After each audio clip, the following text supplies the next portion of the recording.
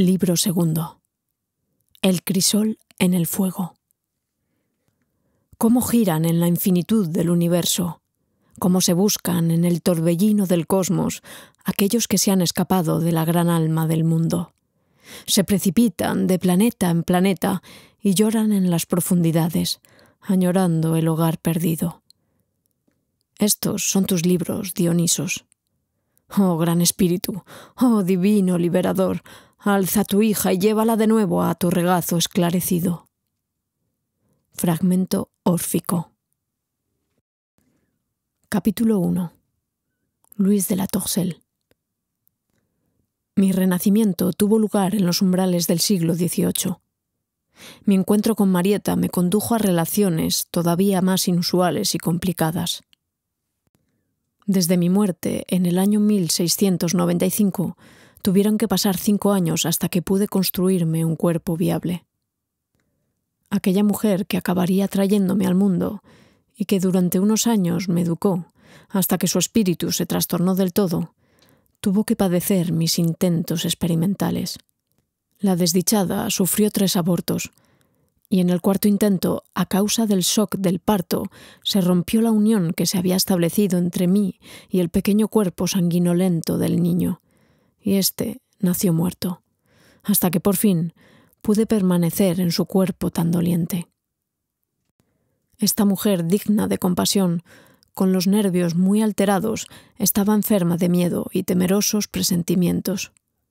En cada minuto de su vida se revolvió en una cautivadora red de la superstición y finalmente fue vencida por la locura. Vivíamos en una polvorienta y pequeña ciudad francesa, donde la vida transcurría con calma, en Varennes, aquel lugar que más tarde, con motivo de la huida de Luis XVI, adquiriría trágica fama. Mi abuelo, al que nunca conocí, se llamaba David Pétion. Era hijo ilegítimo de un noble y de la hija de un funcionario de la ciudad, un don nadie sin casta y sin raíces, lo que en su época, dada la estricta delimitación de las clases sociales, suponía un aislamiento absoluto. No tenía ningún tipo de relación o lazos familiares. Su madre lo hizo educar en el campo, cerca de Varennes, en una granja entre la fatiga y el trabajo, donde muy pronto fue consciente de su situación poco clara. Acabó por darse cuenta de que los campesinos lo consideraban un intruso y los señores no lo aceptaban. Pétion era un muchacho listo, egoísta e imaginativo, que no tardó en comprender que debía decidirse, porque de lo contrario no encontraría ningún lugar para sí bajo el cielo de Francia. La vida en el campo despertó en él el sentimiento primitivo de unión con el terruño. Amaba este oficio, el más difícil y el más venturoso de todos, y conocía bien su trabajo. Mientras tanto, su madre contrajo un ventajoso matrimonio, y cuando su hijo fue mayor, le hizo llegar una cuantiosa suma de dinero. Aunque decidió ser campesino, no olvidó, sin embargo, que la identidad de su padre le otorgaba ciertos privilegios. Si le reconocía, podría, por ejemplo, comprar tantas tierras como quisiera. Así que empezó una despiadada y tenaz lucha por su legitimación, en contra de su padre, que se encontraba en una situación difícil y que dependía también, en gran medida, de su matrimonio. Lo amenazó y lo chantajeó hasta que por fin éste cedió, aunque bajo la condición de que ante el mundo siguiera renunciando a su nombre y a su título nobiliario, ya que su hijo legítimo en esos momentos estaba comprometido con una princesa real. Pétion aceptó esta condición. El nombre y el rango no le interesaban, solo la tierra. Y así fue como se hizo en Varennes con un pequeño patrimonio. Lo administraba de maravilla y sus riquezas empezaron a multiplicarse de forma visible, aunque no siempre de acuerdo con las reglas de la ética. Era un hombre solitario que eludía a la gente y avaro en extremo. En cuanto se enteraba de que en casa de algún noble, a quien ahogaban las deudas, se tambaleaba el equilibrio financiero, se hacía con toda la propiedad y de esta manera sacaba un jugoso provecho de la desgracia de algunos. De esta misma manera fue como consiguió también su serrería y su negocio de cría de ganado vacuno. Era lo bastante astuto como para aprovecharse de las ventajas de su situación, ya que como hijo de un noble estaba libre de las distintas cargas e impuestos. Mientras los campesinos, entre cuyas masas llenas de odio se cocía ya la revolución, abandonaban a centenares los pueblos y las casas para ganarse su miserable vida fuera de la ley, como furtivos, contrabandistas de sal o mendigos. El tercer estado se hundía sin remedio bajo el yugo unilateral de los impuestos señoriales y las tasas reales, mientras el negocio de David Pétion florecía. Se casó 2 veces. Mi madre nació de su segundo matrimonio, una hija frágil, enfermiza, atormentada por ideas delirantes, de la que su padre no se ocupó en absoluto. Este segundo matrimonio había sido estrictamente un matrimonio de conveniencia, ya que su mujer aportó una rica dote a la casa, y era una persona por la que cualquiera hubiera dado lo que fuera para liberarse de ella. Vieja, fea y con un carácter histérico siempre ofendido.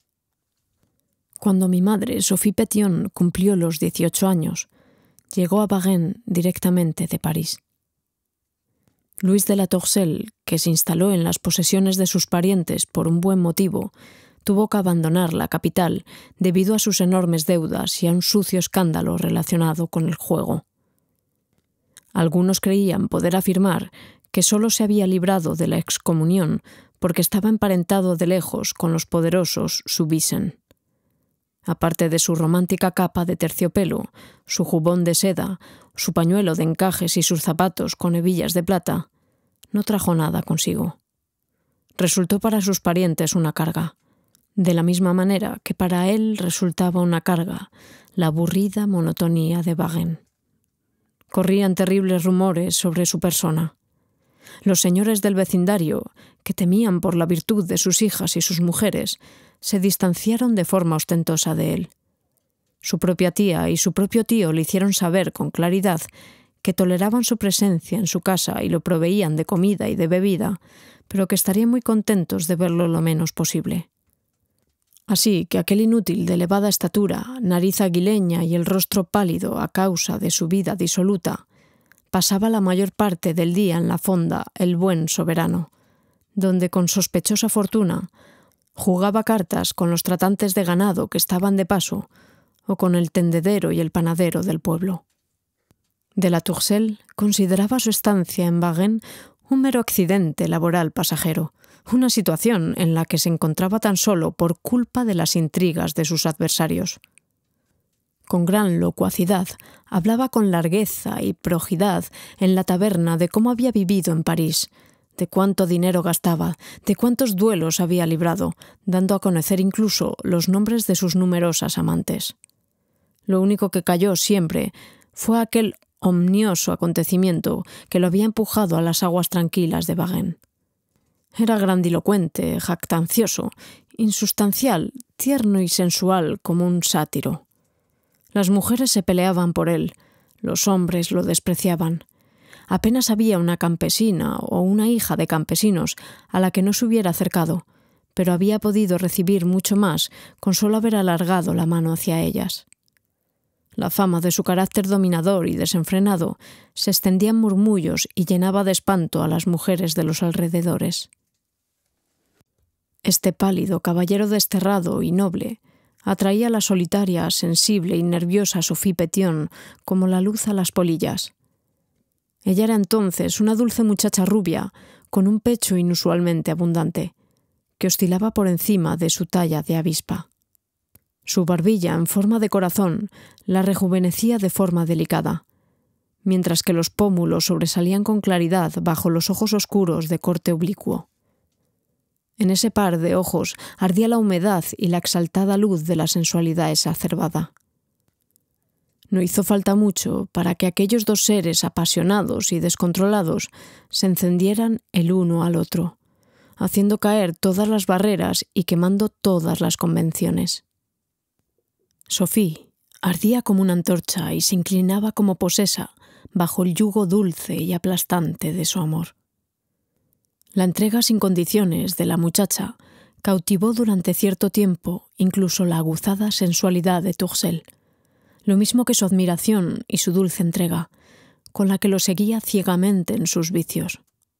Sophie, en su ignorancia inocente y entusiasta, y con su instintiva disposición al aprendizaje, se sometió a sus perversiones, que ella satisfacía sin poner condición ni límite.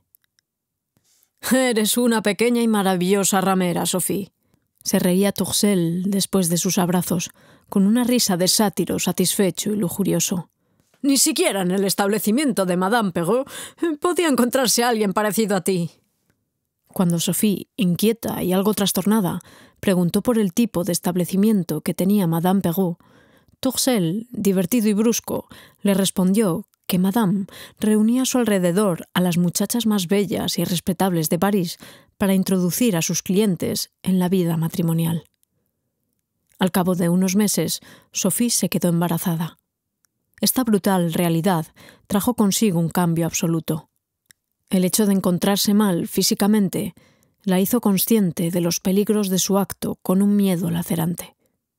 La extraña fuerza que había entrado en su cuerpo con su pasión desapareció como un vapor pasajero.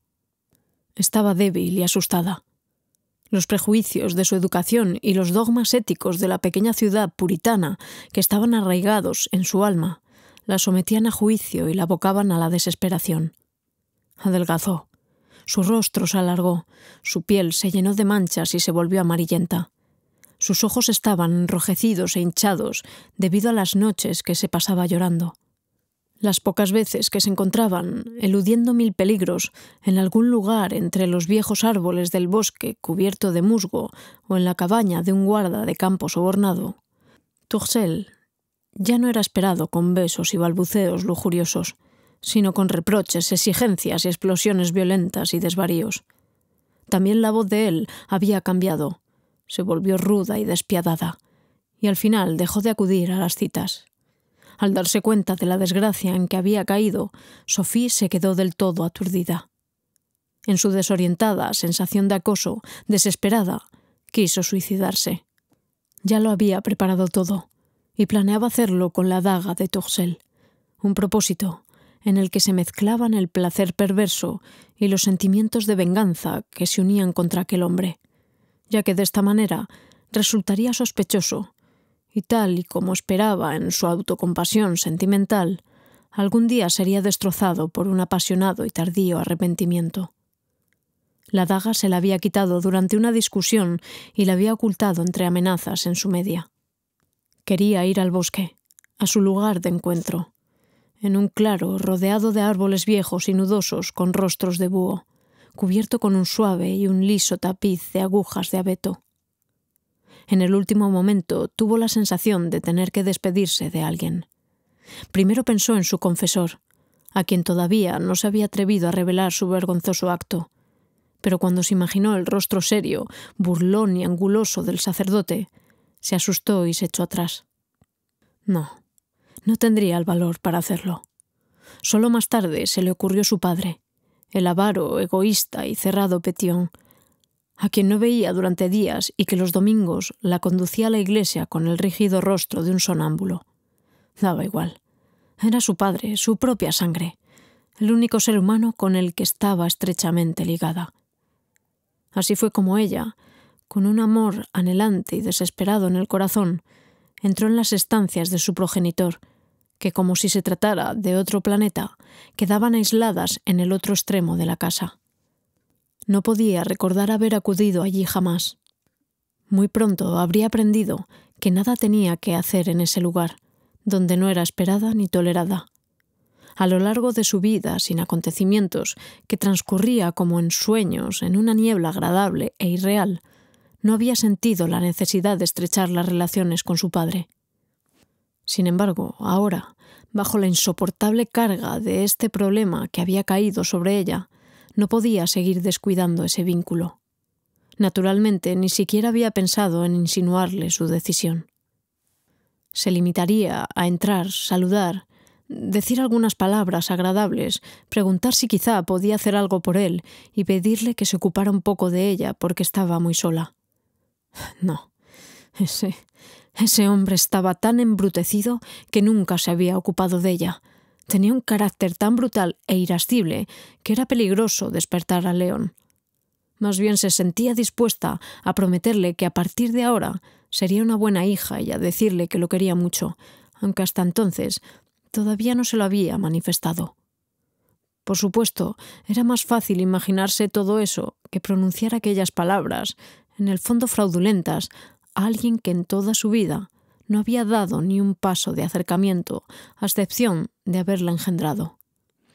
¿Cómo hablarle de amor y dedicación a un hombre con unos ojos grises de simio, hundidos entre pequeñas arrugas y frente estrecha, y bajo cuya barba, blanca, hirsuta, las comisuras de la boca se torcían con desprecio hacia abajo? El olor rancio a pipa que llenaba el pasillo de piedra casi consiguió asustarla. El recuerdo de los grandes miedos, del rechazo horrible y glacial de los días de infancia, afloró en ella, pero siguió andando con valentía. Oscurecía. El viejo todavía no había encendido ninguna luz, porque tenía la sensación de que cada gota de aceite que pudiera ahorrar se convertía en sangre en sus venas. Su habitación daba la impresión de un amplio trastero, una especie de taller. Él mismo reparaba los muebles, las herramientas, las sillas de montar, incluso se ocupaba con sus propias manos de cambiar las huellas de sus botas. Sus ropas desgastadas las llenaba con pericia de zurcidos apenas visibles. No tiraba nada, ni un hilo, ni un pedazo de madera, cuero o tela. Bajo su cama, sobre los armarios, sobre la mesa y por el suelo, se apilaban cajas, cajitas, herramientas, sillas de montar, sillas cojas, ruedas de carruaje, trozos de vajillas estropeadas, crisoles y recipientes con cola, amontonados con tanta estrechez que todos juntos despedían un desagradable olor a moho. Aquí vivía, comía, dormía y trabajaba Petion durante el largo invierno, cuando se limitaba a estar en casa. En primavera y en verano, tan pronto como empezaba la dura servidumbre del campo y la agricultura, la mayoría de las veces pasaba las noches al aire libre. En ese día de otoño tardío estaba en casa. Cuando Sophie entró con timidez en la habitación, Petion se hallaba sentado en su rígido sillón ante la oscura y fría chimenea. En la habitación reinaba un frío húmedo. La pequeña ventana, que había sido abierta en el muro a la altura de un hombre, apenas dejaba entrar luz.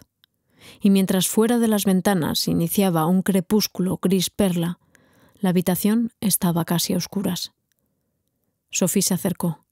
La figura muda e inmóvil ante la chimenea vacía la llenó de una creciente angustia.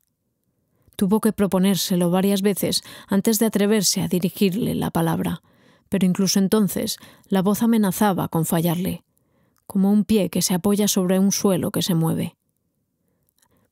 «Buenas noches, padre». Desde el sillón no le llegó ninguna respuesta. Sophie se disponía ya a dar la vuelta aliviada y a emprender la fuga. Quizás estuviera dormido y no tendría que enfrentarse al glacial rechazo de su padre, cuando de pronto la presencia de la muerte la rodeó como un reptil fuerte y repugnante. Sería imaginable y hasta probable que el petrificado egoísmo del viejo Petion hubiera rechazado incluso los últimos intentos de aproximación de Sophie.